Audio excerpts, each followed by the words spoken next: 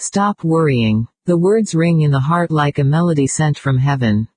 They echo with a force that silences every storm and drowns out every fear. When you hear them, they are not just a command, they are a promise. A promise that the God who sees all, knows all, and holds the universe in his hands is already working on your behalf. Even when the odds are stacked against you, even when every door seems shut, and every road feels blocked, God will make a way. He specializes in the impossible, and his ways are beyond what you could ever imagine. In the scriptures, we see time and time again how God steps in right when all hope seems lost. Take a moment to think about the Israelites standing at the edge of the Red Sea. Behind them was Pharaoh's army, a force so powerful and so angry that defeat seemed certain. In front of them was an ocean of impossibility. The people cried out in fear, but Moses, with faith planted firmly in God's promises, spoke words of courage. Do not be afraid. Stand still, and see the salvation of the Lord. Exodus chapter 14 verse 13. And what did God do? He parted the waters. He made a way where there was no way, turning a sea into a highway. Now, let us bring that to your life. Perhaps you feel like you are standing at your own Red Sea. The bills are piling up. The diagnosis from the doctor is grim. The job you prayed for has not come through. The relationship you cherished has crumbled. You are surrounded by impossibilities. But I want to remind you today that the same God who parted the Red Sea for the Israelites is your God. He has not changed. He still moves mountains, opens doors, and performs miracles.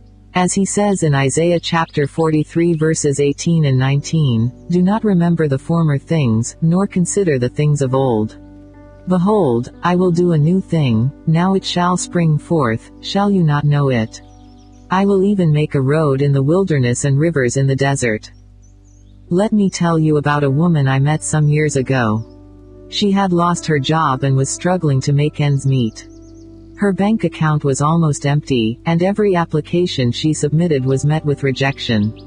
She told me she felt like God had forgotten her. But instead of giving up, she chose to believe. She got on her knees and prayed, Lord, I do not know how, but I trust that you will make a way. Weeks passed, and nothing seemed to change. But one day, out of the blue, she received a phone call. It was from a company she had not even applied to. They had heard about her skills from a friend and wanted to offer her a position. Not just any position, but one far better than the job she had lost. She cried tears of joy, not just because of the job, but because she had seen firsthand that God prepares a way even when the odds are against us. The Bible is filled with such stories of God's faithfulness. Think about Joseph, the dreamer. His own brothers betrayed him, selling him into slavery. He went from being a favored son to a prisoner in a foreign land. It seemed like every dream he had was crushed. But God was not done. In Genesis chapter 50 verse 20, Joseph tells his brothers, you meant evil against me, but God meant it for good. What man meant for harm, God turned into a blessing. Joseph rose to become the second most powerful man in Egypt, and through him, God saved countless lives during a famine. Can I tell you today that the same God who lifted Joseph out of the pit and into the palace is at work in your life? No pit is too deep, no betrayal too painful, no situation too hopeless for him to turn it around. You may feel like you are in the fiery furnace right now, much like Shadrach, Meshach, and Abednego in Daniel chapter 3.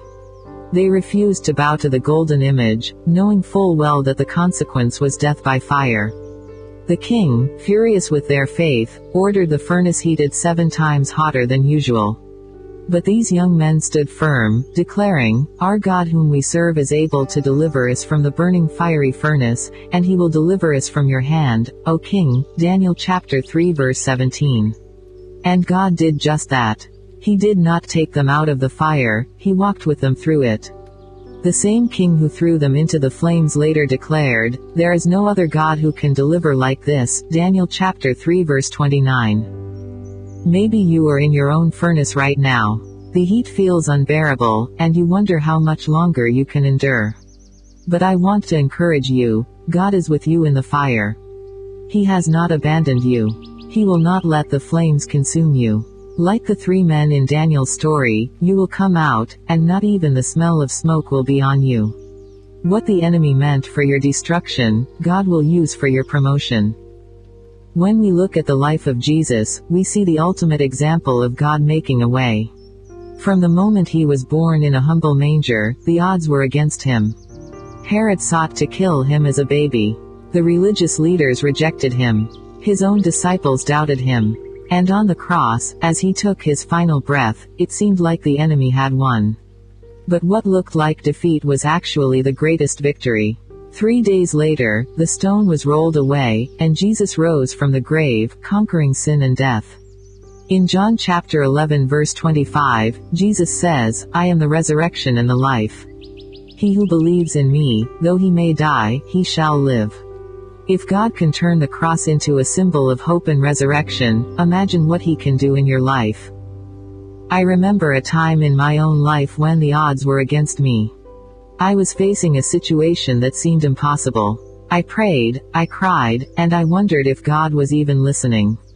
But through it all, he reminded me of his faithfulness. One night, as I opened my Bible, my eyes fell on Proverbs chapter 3 verses 5 and 6. Trust in the Lord with all your heart, and lean not on your own understanding. In all your ways acknowledge him, and he shall direct your paths. Those words became my anchor. And true to his promise, God made a way. He opened doors I could not have opened on my own and provided solutions I could never have imagined. Friend, whatever you are facing today, I want you to know that God sees you. He hears your prayers, even the ones you whisper through tears. He knows the burdens you carry, and he cares for you deeply. In Matthew chapter 6 verse 26, Jesus reminds us, "Look at the birds of the air, for they neither sow nor reap nor gather into barns, yet your heavenly Father feeds them. Are you not of more value than they? If God takes care of the sparrows, how much more will he take care of you?" So, stop worrying. Trust that God is already preparing a way for you. Even when you cannot see it, he is working behind the scenes. He is aligning the right people, the right opportunities, and the right timing. As Romans chapter 8 verse 28 says, "And we know that all things work together for good to those who love God, to those who are the called according to his purpose." Hold on to his promises. Keep praying, keep believing, and keep trusting. The odds may be against you, but God is for you. And if God is for you, who can be against you? He will make a way, and when he does, it will be more glorious than anything you could have imagined. Keep your eyes on him, and watch as he turns your impossibilities into testimonies.